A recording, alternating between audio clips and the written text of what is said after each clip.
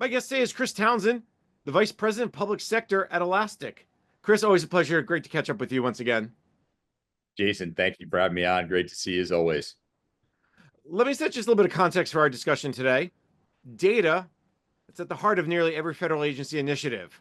Without high quality data, the 1,700 plus agency artificial intelligence use cases will struggle to find success. Without analysis of structured and unstructured data, agency cybersecurity efforts, especially around zero trust, will not prevent and mitigate the ever increasing number of cyber threats that agencies face. Now, Chris, you know we've been saying for years, data is the new oil. And I think that analogy continues to ring true nearly every day. Agencies face a host of challenges around managing data and applying technology to get the best analysis out of it. And agencies, as they start to do more to test out AI, specifically generative AI, managing that data, making it more valuable will become even more imperative. So, how can agencies overcome some of these challenges and take advantage of the opportunities for analyzing using data in front of them? Well, Chris, that's where you come in. Chris Townsend from Elastic. Let's just start there. We talk data, we talk AI. What are some of those things, concerns that are top of mind that you're seeing from your federal customers? Well, you hit the nail on the head with the opening, Jason. As always, our customers don't have any shortage of data, right? We have a ton of data, but how do we operationalize that data at scale to be able to solve some of the big mission problems our customers have? How does the VA provide better care and service to the veteran through data? How do we improve claims processing and Social Security? How do we improve our cybersecurity posture? How do we leverage all the promise out of generative AI and large language models with data? So those are the challenges our customers are facing, and they're facing the costs around operationalizing that data. And look, our public sector customers operate in a very highly siloed environment. And I think one of the primary challenges is how do you access all that data reliably, consistently, at scale to do all those great things we just talked about and do it in a cost-efficient manner. It's just not realistic to think that you can take all of that data in that siloed environment, whether it's multi-cloud, right? Our customers, they have data in all the hyperscaler environments. They have data on-prem. A lot of that data on-prem, you can't really move out of the on-premise environment and co-locate it so easily. So being able to access the data where the data lives is one of the big advantages that Elastic brings in doing that at a low cost. So kind of wrap all that up, I would say one of the biggest challenges with data today, Jason, is accessing the data in these highly siloed environments and accessing the data where the data lives and not incurring the costs of the ingress and egress of moving that data around. We're not trying to replicate all that data into a centralized location. And then the other piece of that is you need to do it in a standards-based way. We still haven't achieved an open standard or a common standard for data sharing, whether it's across Elastic tools or anyone else's data analytics platform. So I think we really need to start to drive toward an open common standard for data sharing. You touched upon something that I'm hearing more about. And in fact, there was a recent survey, I think, from maybe the National Association of State CIOs, maybe been somebody else, who talked about some CIOs are now thinking maybe I need to move off of cloud. Maybe cloud's not the right answer because of those ingress and egress costs.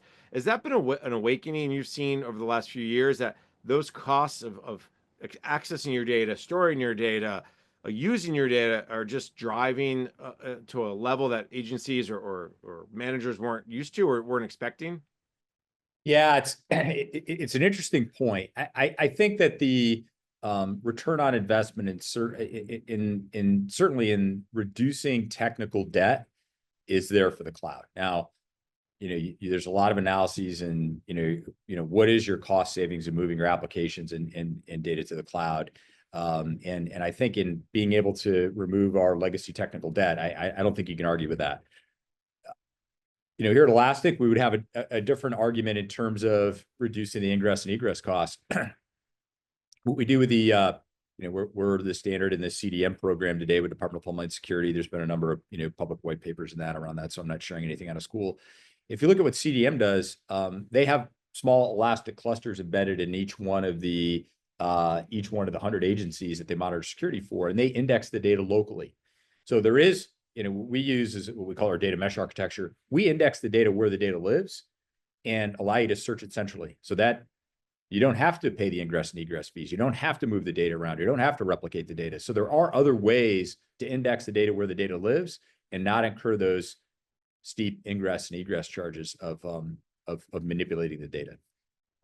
I think a lot of agencies, that's the frustration that I hear when it comes to the cloud. Yeah, it provides all these benefits, but well, if I don't set my contracts up right, if I don't develop the right terms and conditions, those costs can skyrocket. The other piece of this is I thought the cloud was supposed to solve all this the data challenges, right? Well, I don't need my data in one database. It can be spread out. It can be easily accessed. I have these things called APIs, right? What has been the challenge that you've seen, or what has been the obstacle to creating this easy to access data approach beyond the cost factor, of course? Yeah, it's just because in my opinion, our public sector agencies are so, I mean, they're so large, they're complex, their data is spread all over the place in all of these various siloed environments. So yeah, the idea that data is easily portable from one cloud to the other cloud, or we can replicate all the data and co-locate it in a centralized location. You think about an organization like the Department of Defense, and you have all those services and where all that data sits, and to be able to operationalize that data across the entirety of the agency, just not reasonable to think you're going to park it all in a single cloud environment, and access it that way, right? Really, what we need to do is achieve a common data standard for a common schema for that data, so that data can be shared easily between those environments, and again, queried centrally rather than the idea of co-locating all that data into a single location. So I think it's just a different way to think about it architecturally. And again, more in this, if you hear some of the senior DoD leaders, they talk a lot about a data mesh architecture. That's what they're talking about, is indexing and accessing the data where the data lives, rather than trying to bring it all back to a central point or in a single cloud environment. Because as people are finding, it's A, very expensive, and it's B, just not practical, the scope and scale our public sector entities operate at. You hear a lot about the DoD, specifically the Army, setting up this data mesh. I think for that same reason, they're realizing with command and control and other things, they need to access data in real time, but they can't wait for it to move and go back and forth.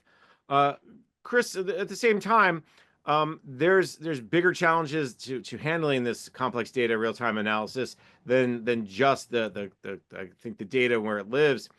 There's also the piece here that I think agencies are trying to get their heart around is what data do they have, and then yeah, they can do structured, unstructured, maybe a little bit easier now, but the volume, the velocity, the veracity, all of that, the big three V's still impact their abilities. What are you starting to see from how agencies are starting to overcome those challenges? Yeah, as the volume of data increases, and it's going to continue to increase, right? How much do we store? How long do we store it for? How do we reduce a lot of the infrastructure costs around keeping and maintaining that data, but still making it usable? All challenges that we deal with all the time. We're speaking with our customers, and what we're finding, Jason, is many of our customers have indexed their data multiple times for different tool sets, right? So, hey, maybe you want to use a SIM platform or a threat hunting platform, so you index your data into that platform. And maybe you want to do network observability, so you index your data into yet another tool or another platform. Index your data into your application performance monitoring tool. You index your data into your data analytics tool. And every time that you're indexing that data into a new tool, you're paying to re-index your own data. So again, if we went to a more standards-based approach in terms of indexing your data, index it once and use it many times, that would certainly help reduce the cost and make the data more efficient. The other thing is there's a lot you can do with the data storage piece in reducing your infrastructure costs associated with the cloud and associated with data storage. For example, and a lot of different companies have a lot of different solutions. I'll just talk about what we do.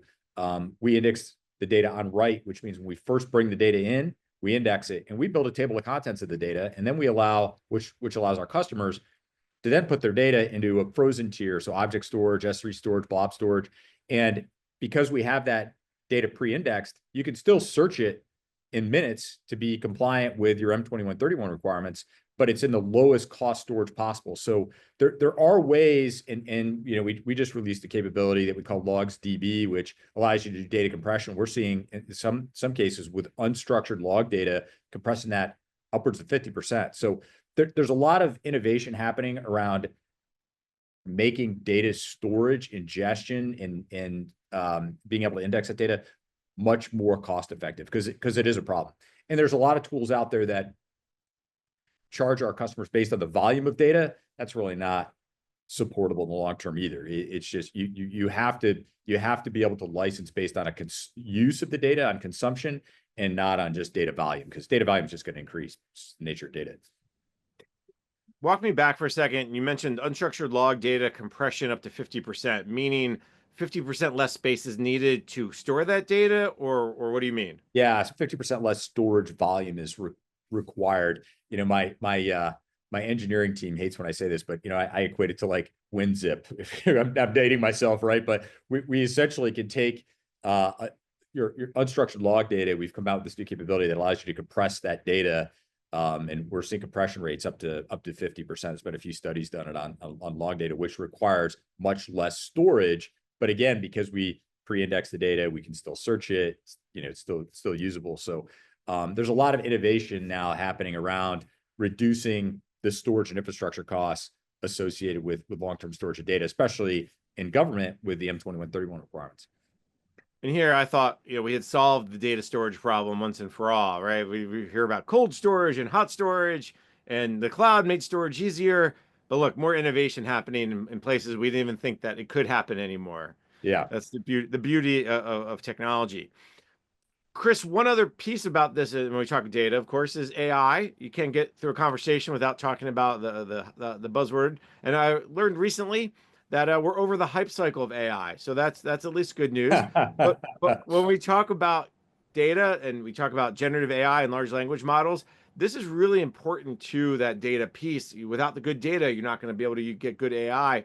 What are you starting to see among your customers about how they're starting to look at generative AI and apply that data to meet the mission? Yeah, we're having so much fun right now with the AI and large language model stuff. And I was joking with the founder of our company the other day, who's still our CTO, that large language models and generative AI have made search cool again, right? When Elastic was founded, we were founded as a search company, right, back in 2010. And now when you can tie in, a large language model needs a search platform, a vector search platform, to be able to draw its data from, right? It's got to get the data from someplace. And if you're using a large language model to access private data within an agency, for example, to improve customer experience, you want to make sure that that data is A, it's secure, B, it's accurate, right? You got to make sure that it's not, the large language model is not guessing in those cases, right? That's how the large language models work. And you want to make sure that the data is relevant. And you also need to make sure that the data is presented to that large language model quickly, right? And they can do it at scale. So Elastic is the largest vector search database deployed in the world. So we're doing a ton right now with large language models. In fact, we were last year, we were the partner of the year for all three of the hyperscalers, GCP, Azure, and AWS, because of what we're doing right now with generative AI. So if you want to stand up a large language model for whatever reason, whether you want to use it for threat hunting and cybersecurity, or you want to use it to improve customer experience and execute mission needs within government, those LLMs need to be able to access data that's secure, relevant, accurate, and to be able to do it at scale. And we're able to feed that data to the large language model. So we're having a lot of fun right now with LLMs, and we can do disconnected LLMs. And because we're open, we start out as open source, we support all the LLMs that are out there. So, whether it's homegrown or any of the others. Chris, we're pushing up against break, and then we can kind of dig deeper. But making search cool again. I remember back in the early 2000s when First Gov and then USA Gov launched, and search was cool again. Is this idea that search is so important because there's so much data out there, it's grown in such a big way that these LLMs have got to be able to understand what they're finding and then bring it back to you in a timely manner. I mean, that's really what's making search so cool again, is the generative AI and LLM tools. Yeah, so I'll give you a quick example. So University of Georgia, they have a large population of students that are financially disadvantaged, and when they would come to the University of Georgia website and search for the financial aid available to them, they had the same experience all the rest of us do when we go to most websites and we search for something. We get like 2 pages of URLs. And you got to kind of click through and try to figure out what all this stuff is. So we did a partnership with University of Georgia, and they used Elastic coupled with a LLM, and came up with this way of, hey, if a student searches what financial aid's available to me through the LLM, using the contextual capability of the LLM, they get the immediate relevant result that they were searching for. And they get 1 or 2 choices, just like you would maybe with a Google search versus a typical search on a website. So we were able to find the relevant data much faster and help these kids figure out what financial aid is available to them so that they could, improve the enrollment of these financially disadvantaged students. So just a ton of use cases like that, Jason. We're just like scratching the surface of what we can do there, but that's just one quick example. Chris, that's a great use case. I think when folks hear that, it's real world versus just this ethereal that sometimes we all can get caught up in. But Chris, we'll take a quick break. We come back, we'll continue our discussion and talk a little zero trust, cybersecurity, and the like. You're listening to the discussion Innovation in Government, sponsored by Carahsoft on Federal News Network.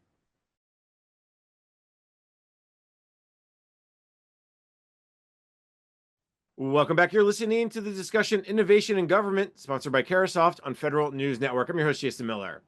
My guest today is Chris Townsend, the Vice President of Public Sector at Elastic. Chris, before break, we talked a lot about this idea of AI and ML and this use of generative LLMs, and then the data piece and how that all fits together. The other piece of this that's really, I think, important is cybersecurity and zero trust specifically. If you don't have the right data, if you're not understanding the threat intelligence and not understanding where the log, you mentioned the log data, that all plays into how to secure your systems, how to secure your data. So let's talk a little bit about the role of zero trust. What are some of the things you're hearing from your agency customers around zero trust data, how that all fits together?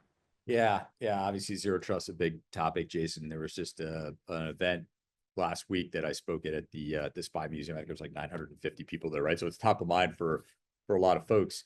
A couple of things I'll start out with. Cybersecurity is a data problem. I think everybody realizes that now. And Elastic, we've been in the cybersecurity space for a long time. We have a SIM product. We have a threat hunting platform. So we do a lot in the cybersecurity space. Again, it's all about data collection and analysis and applying advanced machine learning and LLMs to a lot of that data to be able to inspect. And we've started to build a lot of cool automation into our cybersecurity platform to enable the SOC operators. We came out with this really cool capability that essentially you take all of your playbooks, if you will, your MITRE ATT&CK framework, any of your internal playbooks that you'd run in terms of cyber threats, you build those into an LLM and then run that LLM against your security alerts. So your operators can run that against your security alerts every morning. And obviously, when you take a look at your security alerts, you're trying to correlate, hey, which of these are noise and which of these are correlated events that are focused on breaking into our organization. And that's what the analysts do. Well, you apply an LLM where you build all this knowledge into the LLM, and it helps prioritize and identify those using AI. So we're seeing a lot of cool advancements with AI and cyber, but I got off track a little bit. So to answer your question about zero trust, obviously we've got the zero trust mandate everybody's working towards in 27, and there's a tremendous amount of tools that support all the 5 pillars out there. I'm sure everybody's familiar with the 5 pillars of zero trust and the different tool sets that supports those, and there's some great technology out there.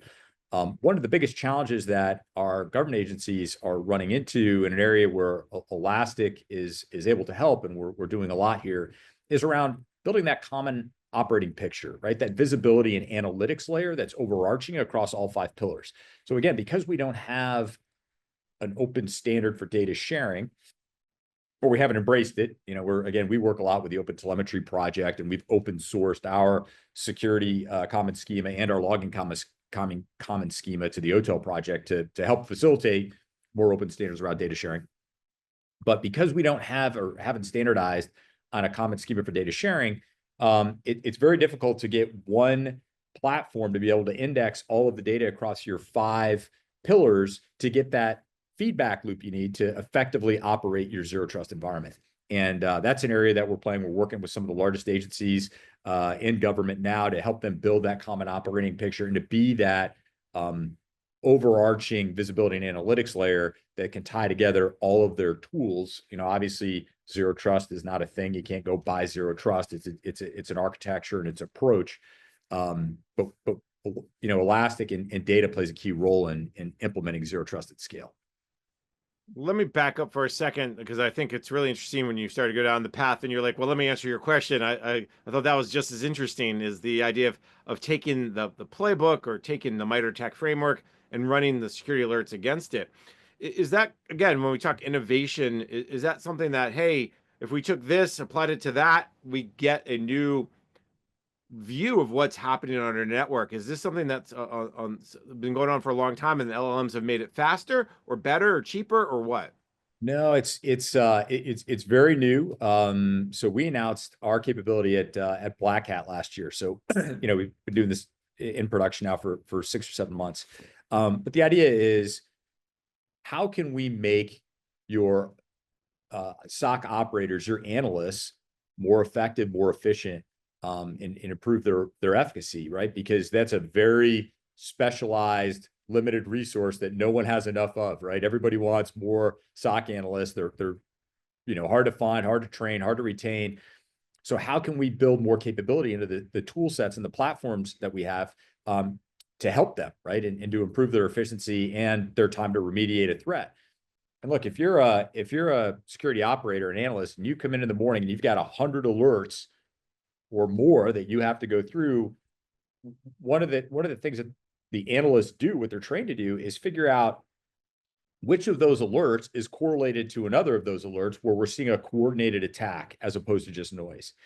And by building some of that SOC analyst intelligence into an LLM, the LLM can show where those correlation points are and highlight that to the security analyst so they can react to that more quickly. And if you've got junior security analysts that you're training, it can help them be more effective more quickly. So applying AI to SOC operator, network operators is going to help them be more effective and more efficient. And then we've also got some cool stuff that's not as unique to Elastic. I know other folks are doing it out there, but we call AI assistant. So if you're a new analyst, you come in, you see a particular indicator of compromise or a threat, you type it in, cut, paste it, put it into the AI assistant. It can tell you what it is, what systems are vulnerable, how to remediate it, and then you can just cut and paste that into a ticket and move it on. If you're maybe new to Elastic and you want to run a query or you need to translate a query from another tool, you could type that in, it'll translate it for you. So a lot of really cool enhancements in security operating capability through artificial intelligence. We're just going to continue to see that improve. But this is all pretty new. Like we announced this stuff last year, and we were one of the first to announce it like I said, at Black Hat in August. Your point that there's never enough security operations analysts and the amount of data that's coming is incredible. What type of reaction are you getting from customers as they're implementing this or at least taking a look at this? Is it that aha moment like, oh, we need to use something like this? Or, oh, this is a real use of AI or an LLMs versus the shiny object side of it? No, it's fun, Jason, because when we tell customers we can do this, they're like, yeah, everybody's trying to do that. You can't do it, and then we show it, we show the customers a demo and they're like, wow, this is fantastic. So the feedback that we've received from our customers and from industry has been overwhelmingly positive, that they're seeing this work. It's in, it's a production product that we're now rolling out and folks are using it and getting value out of it. So no, people are very, very excited about it. And the other side of this, of course, is you talked about zero trust and trying to create that common operating picture across all the different layers. The challenge there again is it really data standardization that the network layer gives you different data than the data layer, which gives you different than the ICAM layer, or what's the bigger challenge to kind of create that single pane of glass? Well, it's because all of those tools in, whether it's network or ICAM or data or application, don't have a common language to communicate, right? So they don't have a native capability to be able to share that data across. So you need a tool that will allow them to feed all that data into a single tool to give you that visibility and analytics and that feedback loop to manage your zero trust environment. So it's really lack of a common data sharing standard that drives the need for a platform that can ingest that data from all those different systems and give you that common operating picture. And again, because Elastic started out as an open source platform and everything we develop is open and we're really supportive of open standards, we integrate really well with all the tools out there. So that's really why we're in this unique position in terms of developing that common operating picture for zero trust. And Chris, we got just a couple minutes left. Let me zero trust is going to continue to be one of those topics that we're going to talk about quite a bit. And speaking of topics to talk about, the Elastic Public Sector Summit's coming up March 19th. I imagine zero trust will be one of those many topics. What's really important for you as we kind of end our conversation today to get the word out? Yeah. So shameless plug. Thank you about the March 19th Elastic Public Sector event at the Waldorf Astoria. Yes, we're going to talk certainly about zero trust. We're going to talk innovation in cybersecurity. We're going to talk a lot about generative AI. We've got a very impressive speakers list. We'll talk a lot about data mesh and operationalizing data at scale across various silos. And a lot of the topics, Jason, we're going to talk about is how do you do that and keep costs in check and are able to manage your data at scale while you're doing all these other things. So, a lot of what you and I talked about, but we've got some great speakers and panel discussions are really going to kind of dive into this. We have most of our senior leaders from Elastic that are going to be there. So our founder, Shai Bannon, will be there. So, he's very well known in the open source community, great guy, eager to talk to folks. So if you ever wanted to meet Shai, he'll be out there as well as our CEO, Ash Kulkarni. So we'll have all the executive leadership there and should be a great event. I'm looking forward to it. At a time when we could talk about something different, something that's a little lighter, right? Something that's a little more focused on the tech side. I think people definitely will appreciate it. And it sounds like you're getting a good response. Folks are excited to go learn and listen a little bit. So I imagine we will be there too. So, but Chris, our time today is over. So let me thank you. You've been as always a great guest. Chris Townsend is the Vice President of Public Sector at Elastic. Chris, thanks so much for taking the time. Thank you, Jason. Always a pleasure. Really enjoyed it as always. Thanks. I'm Jason Miller, and you've been listening to the discussion Innovation in Government, sponsored by Carasoft on Federal News Network. For more on this discussion, visit federalnewsnetwork.com and search innovation.